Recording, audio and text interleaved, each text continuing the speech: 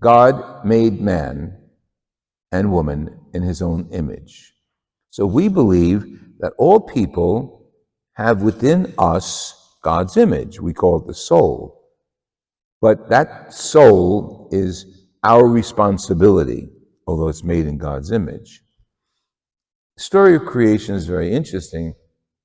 You can just see, and I like this story, the way I'm going to tell it was the way it was passed on to me by my first scripture scholar in the seminary. When he says, you all have a version of creation, you all have your own ideas of the stars, the moon, the sun, all that. He says, but just imagine those words came from an old grandfather, a patriarch, around the campfire. Logic. When the little kids went up to Grandpa and said, let's sit around and tell us stories, because that was the means of communication then. There was no internet, no written word either. So verbal discussions and oratory was the common way of communicating. So the grandfather sits down in the fireplace, part of a tribe, and I can just see one of the grandchildren saying, Grandpa, where they come from? Where the stars come from?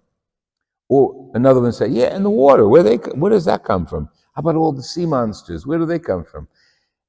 And the author of the first book of the Bible, Genesis, takes all those traditions and puts them forth in a diagram narrative. And the diagram is God's law is above all. And this is how it came about. This wasn't dogma. This wasn't, you must believe this. This isn't a patriarch, one of the leaders of the people, trying to get the idea across, because we're following this God of Yahweh. We're following the God that Abraham, revealed to us centuries ago, and we don't really have a manual. So oral tradition was the way they passed down what they believed. And the old man around, and it could have been an old woman, by the way, it could have been a matriarch, not a patriarch necessarily, sat around the fireplace and told the grandchildren, well, this is how it all came about. God made everything. The wind, the earth, the trees, the birds, God made everything. And everything is subject to God's law. So that gives us the opening lines, especially of Genesis. So the overreaching theme is God is the creator, and it's God's law that calls us together as a community. Fast forward to the New Testament, because there's many examples of that during the lives of the prophets and the Old Testament people. So we fast forward to the New Testament today, and we have Jesus, who is God's law now. This is not only he's teaching God's law, he is the new law of God. And his disciples are going through the fields, and I think because of COVID in the last few years, we sort of side with the Pharisees in this one. And they say to Jesus, your followers are not washing their hands before they eat. They were picking food from maybe the grapes, maybe the figs, but they're not washing their hands. Because what happened to God's law in the Old Testament, it was so overshadowing and so powerful, but then it got into the hands of the authorities. And the authorities put strictness on those laws. God never said, wash your hands, wash your feet, wash the kettles, wash the bed.